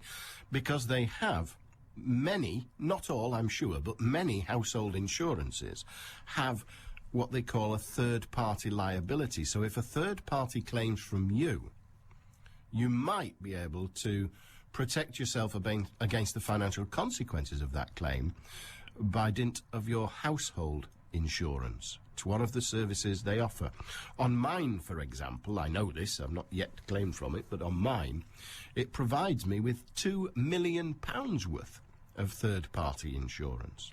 £2 million sounds like a lot, but of course if I cause a road traffic accident that wipes out a bloke who's got 6 kids and good prospects for the future, until I killed him, then £2 million may well not be nearly enough, but £2 million is the maximum on mine. So it is possible to bring an action against the cyclist, but of course your chances of success depend on his or her cooperation.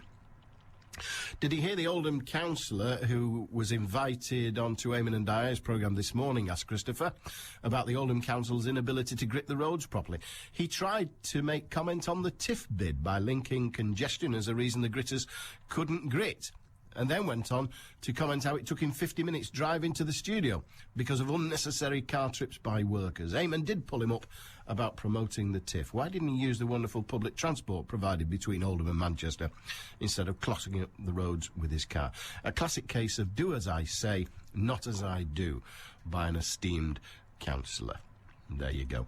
01612282255. It is surprising when you talk to people for and against the TIF bid. It is surprising how readily they can link what they're saying at that moment to the bid. But then they've all been on the course, haven't they? By the yeas and the nays, they've been on the course. And incidentally, a fortnight, isn't it, on Friday? Is it a fortnight? What date is it? What date is it today? It's the 3rd. No, a week on Friday. A week on Friday. We get the result at midday of the TIF referendum. Whether you voted, whether you didn't, whether you voted yea or nay, doesn't matter. At 12 o'clock on the... Let me do the sums. The 12th, isn't it? Yeah, the 12th of the 12th. Absolutely. It's all been planned. At 12 o'clock on the 12th of December, which is a week on Friday, this programme will be coming live from Manchester Central, where we will get live the results of the TIF bid. If you've not cast your vote yet and you intend to do so, you better get your finger out, because the closing date is 10 o'clock at night a week tomorrow.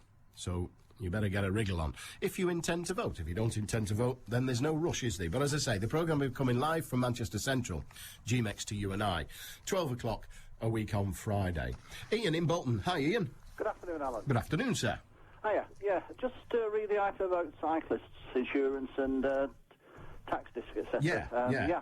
I actually have a road-going 8 mile an hour electric disabled vehicle. Yeah.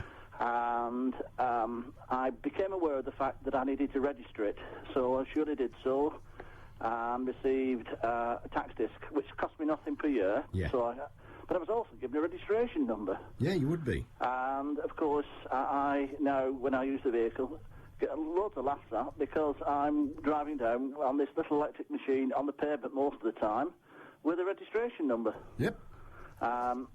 Now, I can't see why the same procedure couldn't be adopted in respect of cyclists. Well, the number of cyclists who've succeeded in cutting me up when I'm driving my ordinary internal combustion engine vehicle, I must admit it might be a bit, shall we say, difficult for the sheer numbers of them, but nevertheless for the danger that they cause from time to time. Well, certainly the numbers would be tricky, but we can overcome the numbers, can't we? We manage to send everybody a tax bill every year, so we can overcome the numbers.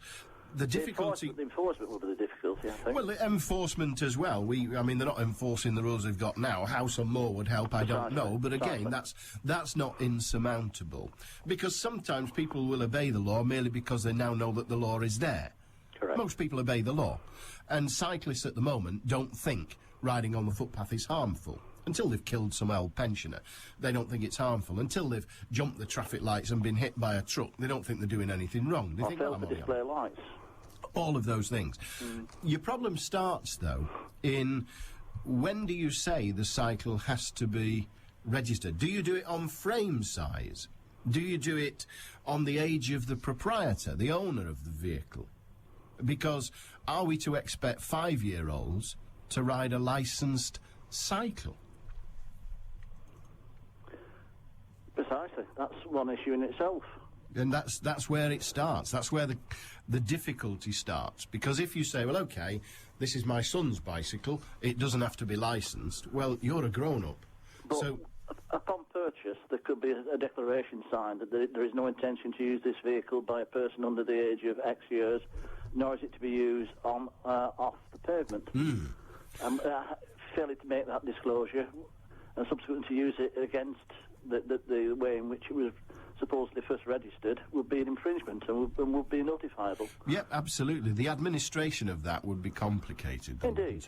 But in point of fact, a registration certificate could be issued, and the disc or whatever could be a different colour for a non-motor-going vehicle, and were one to be seen in use by, for instance, a PCSO or some such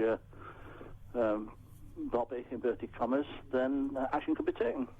Yeah, it is a way forward. I'm just looking in my mind and doing the mathematics about the arithmetic about the costs to the Exchequer. So then you'd end up with saying, well, in that case, it's got to be funded by the driver or the bicyclist, and you just start getting to the stage where you're discouraging people, financially discouraging people from using bicycles. No, you're using the monetary argument in respect to the amount of damages payable to an adult male or adult female who was injured as a cyclist. Oh, absolutely.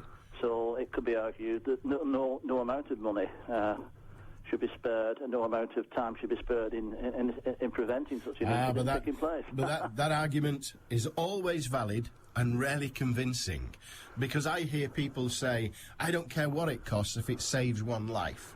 And I won't pay one more penny in the pound in income tax. Well, OK, but that's it. But if somebody said, I don't care what it costs if it saves one life, if I say 20 quid, they say, no, I don't care. 20,000 quid, no, I don't care. 25 billion for one life. And they think, oh, hang on a minute, that's like 14 pence on income tax. Yeah, but you said it doesn't matter what it costs. And suddenly it starts to matter. Yep. Suddenly it starts to matter. All right, Ian, good on you, mate. All the best. Kevin, St Helens, it shows the motoring public don't know what to do when a motorway is blocked. The number of people who have just heard the report about the accident on the M62 this morning and have continued to drive into the chaos is amazing. Don't they know that other roads, the A57, the A580, still link all points west of Manchester? All right, they may be busier, but I bet the traffic's still moving. Can't they read a map? Switch off the sat-nav and think, says Kev. Well, many of them, of course, arrived on the motorway before it got juggled. And also, of course, not everybody listens to BBC Radio Manchester 2020 travel. I know they are foolish, but we can't condemn them just for being balmy. Actually, we can. What happens if you're drunk on a mobility scooter on the road and you get knocked off by a runaway kid in a pram because its mum was shouting at a cyclist? That's anonymous. Do you know what? That doesn't surprise me that you didn't put your name to that. I don't think I would have done either. 161 228 2255. Dear God. Has anybody at any time travelled on the motorway and not either witnessed or actually been guilty of travelling in excess of 70 miles per hour? This one's from Kevin, not Kev. Apparently they're different. I, for one, always keep up with traffic, usually about 80 miles an hour on the motorways. The only people travelling at less than 60 are HGVs with speed governors fitted. If the caller thinks punishment by wealth will ever be introduced, he's in cloud cuckoo land. Kevin referring to our earlier caller, Allan, who thinks that all punishment should, well, particularly fiscal punishment should be related to the actual income of the individual. There are pavements in Rochdale, and I assume also in other areas, where the pavements have been divided widthways into lanes for either walkers or cyclists. An accident waiting to happen, particularly when there are no signs in Braille. I'm not sure if it's legal, he says. I think it is. I think it's legal. They have indeed designated parts of footpaths for cyclists. Personally, I think it's unacceptable, but I also think it's legal. 20 to 2 on BBC Radio Manchester. The important traffic coming in a moment. Before then, with Richard Stead, the important news headlines. The westbound carriageway of the M62 has been completely closed between Eccles and Warrington. One lane is open eastbound. A lorry travelling towards Liverpool went through the central reservation this morning and crashed into a car. Hope Williams, the 7-day-old conjoined twin born last week, has died after an operation to separate her from her sister. Doctors say her lungs were just too small to cope on their own. And the jury trying 2 people accused of kidnapping Shannon Matthews in Dewsbury last February have retired to consider their verdicts. Karen Matthews and Michael Donovan both deny staging the kidnap to try to claim the reward money. Manchester's weather fine and dry with a good deal of winter sunshine, highs of 4 Celsius. BBC Radio Manchester, 2020 traffic. If you're using the M62 and you're travelling or planning to travel on the westbound, I'm afraid it's still closed between 12 Eccles and 11 at Birchwood, with congestion on the M60 all the way back anti-clockwise to 17 at Prestwich. Now, as we just heard there in the news, one lane is open on the Manchester-bound stretch between 11 and junction 12. It's the inside lane, lane 1. The middle and outside lanes are still closed off to traffic at the moment, so please watch out for those long delays. At the moment, it's as far back as junction 8 on the eastbound carriageway on the M62. Of course, it's causing traffic delays on numerous other routes as well. The M602, for instance, queuing just before junction 1 at the Eccles interchange. Also looking fairly heavy, the A57 Trafford Park between the M60 junction 11 Barton and Glazebrook Lane. And in Warrington, Birchwood Way still stacking up between Alford Road and the M62. Be aware the lights are out on the East Lancs on the A580 between the East Lancs Road where it meets up with Higher Green Lane and Moseley Common Road. All sets of lights are out between Astley Green and Boothstown. And if you're using Swan Lane in Wigan, I'm afraid it's closed off because of a collision between Atherton Road and Green Lane. Now, if you can update me further, call in on the travel line 0161 244 4951. I'm Carla Banks. Methinks, Carla, it never rains but it pours. Indeed, yes. Crying out loud. Thank BBC you. Radio Manchester, Sports with Joanne Smith. Good afternoon. Real Madrid goalkeeper Iker Casillas has rejected a world record move to Manchester City, according to reports in the Spanish media, who suggested City have bid around £129 million for the Spain number 1. That deal would nearly triple the previous record transfer of Zinedine Zidane for £46 million. Meanwhile, City striker Joe is expected to start against what is expected to be a below-strength Paris Saint-Germain side tonight in the UEFA Cup, as boss Paul Le Guen focuses on the French League. Boss Mark Hughes believes the slower tempo of the UEFA Cup suits his side better than the Premier League, as they hope to make it 3 wins out of 3. The tempo is a little bit slow, so maybe that suits a number of our players a little bit better than the hurly-burly of the Premier League.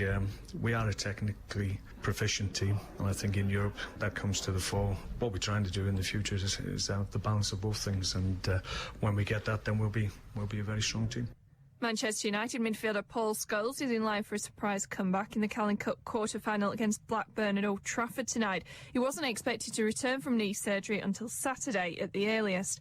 Carlos Tevez is set to start up front with Ben Foster in goal. Well, Darren Fletcher believes United are right to stick by their policy of blooding young players in the competition, even at the quarter-final stage. He'll understand if he's one of the older players who'll be rested. These young players are excited they want to express themselves. They go onto the pitch with no fear because they get so much confidence and get told to go and express themselves by the manager, the staff and the rest of the players.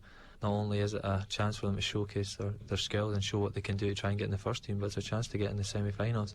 In the other tie, cup holders Tottenham travel to Watford. Manchester City's academy director Jim Cassell is hoping for a home draw in the fourth round of the FA Youth Cup after missing out in recent years. The Blues began the defence of their title with a 3-0 victory at Swansea last night. Goodness knows anything could happen there, couldn't it? You know, there's been a couple of absolute crackers in the third round. We've had one home draw in 3 seasons, so let's hope that maybe we get a home draw, and that's all you can ask for.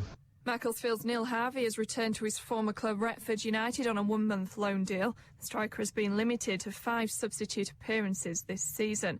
Rochdale Reserves match at home to Accrington tonight has been postponed due to a frozen pitch, and the England under-21 side will find out who they'll face in the European Championships next summer. The draw is to be made today in Sweden. We understand the England cricket team will fly out to Abu Dhabi tomorrow to prepare for their 2-test series in India.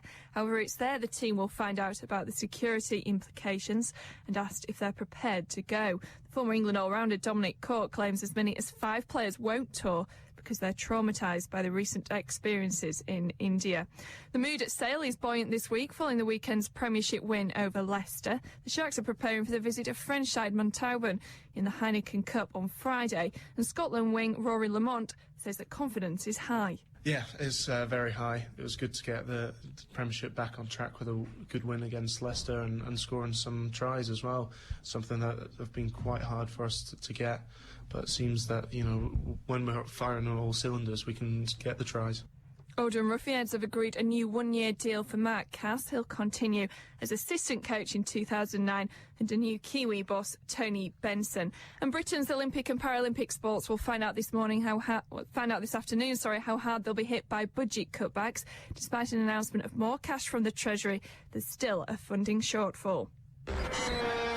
The next live action on the Northwest's biggest sports station. We've got full match commentary of Manchester City's UEFA Cup match against Paris Saint-Germain from Eastlands, plus coverage of United's Carling Cup tie. BBC Radio Manchester. It's all going jolly well, is it not? Oh, indeed, yes. Steve says, just a few points, Alan. Steve in Bury, this is. He says, you have to do as a policeman directs. It's the law. Indeed, you will end up in court for not doing as a policeman says you should. Well, yes, it is. And it's the case of, now, who was it? Jim, we were talking to earlier. And I've attempted to define a distinction between 2 courses of action. If, like is happening on the M62 now, the police officer says to you, I want you to drive across the central reservation through that space and travel up the other side of the motorway, which would normally be an offence. If the police officer tells you specifically to do that, and you do it, then that's legitimate. But imagine you're on the M62 services, and you see a policeman and you say, listen, mate, I want to go to London. Which direction where do I go? And he said, well, actually, you're going in the wrong direction. You're on the wrong side of the motorway. And you then go onto the motorway, go through the central reservation space and turn the other way. Although the policeman has told you have to go in that direction, he's not told you specifically to do that now. He's just told you a general direction. That's the only explanation I can come up with for Jim's actions, or the police's actions, and the magistrate's decision on the back of what Jim has said. But I'm at a loss otherwise. Anyway, Steve goes on. If you nip out to your car to get a coat and it's on your own land, it's my understanding that until you're on the public road, then you'll not be guilty of any offence. The young rally car driver who passed his test this week has been driving on private land for years. Correct. If you're drunk in charge of a vehicle on your own land and not on the public highway, then you're not committing an offence. And he also says, I believe a person was recently fined after being photographed going through a red light. The person was allowing an ambulance immediately behind with 2-tone horns and lights through. They went to court and it was upheld. It would be upheld because if you jump the lights to allow an ambulance or any other emergency vehicle through, you're breaking the law. Indeed, the ambulance is not automatically entitled to jump the lights, nor is a police car or a fire engine. a fire vehicle, I think we now say, don't we? A fire appliance. Oh, how lovely. I thought an appliance was something that kept you all stacked up when it had to. And then he says, ultimately, you can appeal until you end up with a jury. It's a jury that will make a balanced judgment based on the information submitted, although you run the risk of an increased punishment in Crown Court if you do get a jury. Common sense must prevail, says Steve in Bury. Well, indeed, common sense must prevail, but it doesn't always. Bernard in Denton. Hiya, Bernard. Oh, well, afternoon. Afternoon, sir. Just a quickie, Alan. In the evening news on Friday evening, this is congestion charge ballot. He said all the votes what are cast in the local council offices in the boxes. Yeah. They will be counted by hand at the Manchester Central venue on Friday morning. Now, all I want to know is it... will these votes be counted by somebody from the electoral services, or will they be counted by council employers? Have you any idea? I think the individuals, if that is how they're doing it, will just be counters. But my understanding was that the counting is taking place as the ballots arrive. Yeah, well, these are they're putting boxes in all the town halls. You probably know that. Yes, they are putting boxes in the town halls. But what I'm saying is, if the electoral services have got a venue in the northwest, why are they why are people posting them to London? Well, the electoral services organisation haven't got an office in the northwest. In order to entitle you to vote up until the final moment, because it's a postal vote, obviously you won't be able to do that. You'd have to... The postal vote closes at 10 p.m. or a week tomorrow. But of course, if at 8 o'clock next Thursday morning you suddenly realise you've not posted your ballot, then it wouldn't get there in time and you would be denied your right to vote, wouldn't you, really? Yeah, but I was just curious to know who was going to count them. You know, I think if it was counted by council employees, as genuine as they might be, it doesn't seem a democratic, you know, that's what I mean. Well, they're not always council employees, full-time employees, but people at the counts for the general election and the European elections and the council elections, those votes are all counted by ordinary individuals, some of whom, the majority of whom I suspect, are council employees. Yeah, I realise that, yeah. So I don't know who else you would have count them. Who would you have count them? Well, I don't know, but all I'm saying is the fact that they say it's all a very, very genuine count, because it's been done by an outside company. But some of it is being counted by an inside company, if that's the case, you know what I mean? Well, indeed, yes, but the rules and regulations under which the votes will be counted are all those created, if you like, and imposed by the Electoral Reform Society. Right. So the individual who counts the votes on the day, because working on the basis that some will arrive up to the minute, but the votes that you and I cast, the postal, well, I don't know about you, but the postal votes, my understanding is that they will be counted as they arrive, so that there isn't this big job of counting. And from what you tell me, it sounds like they are allowing people on the last day to place their envelope, if they're not able to get it through in time in post, place their envelope locally. Yeah, well, there's 15 ballot boxes, you see, in various town halls and places, which you probably read. I just found it curious when it said they will be counted by hand at Manchester Central venue, and I didn't know who that venue belonged to, whether it was an outside company or what, you know. Well, it will be, I mean, it will be a ballot box. It will be protected in the same way. It won't be like a polling booth, because in the polling booth, you actually cast your vote there, don't you? That's right, you put your cross there on the piece of paper they give you. All it will be a box in which you put your envelope in the same way as if you were putting it in the post box for it to be delivered to the Electoral Reform Society. But there are, as you say, there is the opportunity to vote manually on the day. Those votes will be delivered to a central counting space, which is in fact the Manchester Central. They'll be delivered to that counting space in the same way that all the other votes in other elections and things, or in elections, this is a referendum, not an election, but in the way that they also are delivered to a central area. And then there are overseers who are employed to oversee, surprisingly, the count, but also... And you have this in local elections and all the other elections also. Also, designated individuals in the case of an election from each of the parties. I suspect in the case of this referendum there will be yes persons and no persons who are witnesses to the count.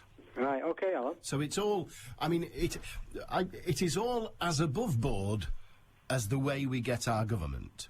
Now, there are those that would say that is not above board, but that's their view. But it's the same rules, apart from the postal vote, it's the same rules that we have when we get the government. If it's good enough to have somebody to take money out of pocket for 5 years, it's good enough for this. Have a good one. Okay, Alan, thank you. Richard in St Helens in a mo. What's that wrapped up in the corner? It's your Christmas present. You're a Doctor Who fan, aren't you? You're going to love it. Is it David Tennant? Nope, there's a light on the top. Exterminate! Exterminate! It's a Dalek! Listen, here's a clue. Oh, a TARDIS. I actually got one of those last year. What do you get for the woman who has everything? Obviously not a TARDIS. OK, so what shall I do with it then? It can't just sit there. Let's raffle it! Our TARDIS could be yours for just £1. Get your raffle tickets by calling into BBC Radio Manchester reception on Oxford Road any weekday between 9 and 5. Every penny raised goes to BBC Children in Need. Now, the draw takes place on Sunday, December the 14th at 11:30, live here on BBC Radio Manchester. The TARDIS is a replica phone box which does not travel through time and space. It is not larger on the inside than it is on the outside. Closing date for tickets is Friday, December the 12th at 5 p.m. For full terms and conditions, visit bbc.co.uk/Manchester. David Tennant not included. I thought it did travel through time and space. I want me pound back. I've been shafted again.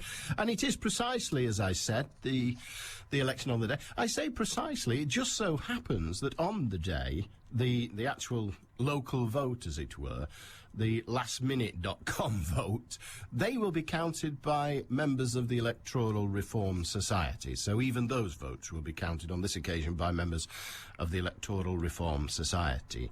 At GMEX/Manchester Central. Richard in Snellings. Hiya, Richard. Good afternoon, Mr. Good afternoon, sir. Just a little bit of advice if you can guide us in the right direction. I'll My try. teenage daughter has got herself into a little bit of a debt situation. She has a young child of 18 months. She lives in rented private accommodation and gets state benefit. Has no assets, no income. She has a bank account with a big high street bank that had a zero balance on it.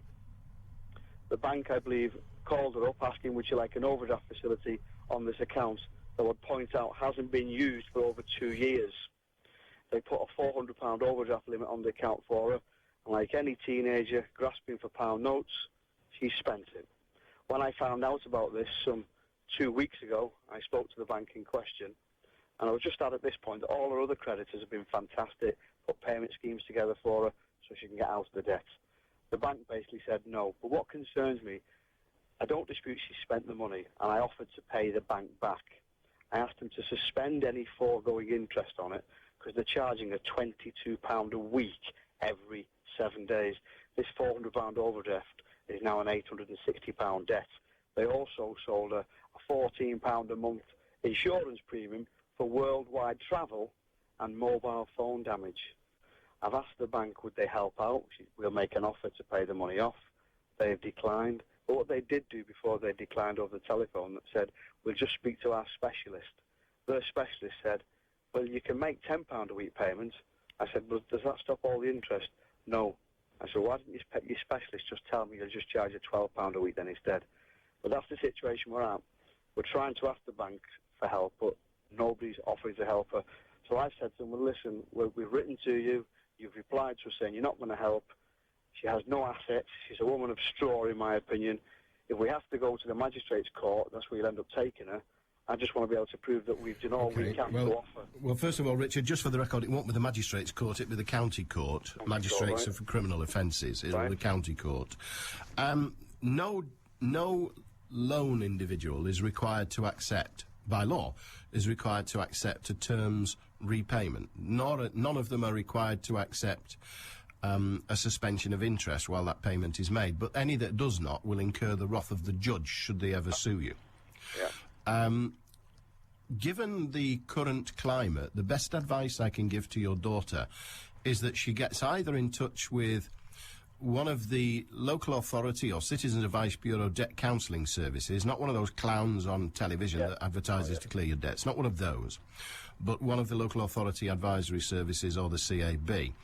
Or if she just wants to take on the bank, because they're the latest, get in touch with her MP. A letter from the MP won't half scare the living daylights out the bank, given what's going on presently.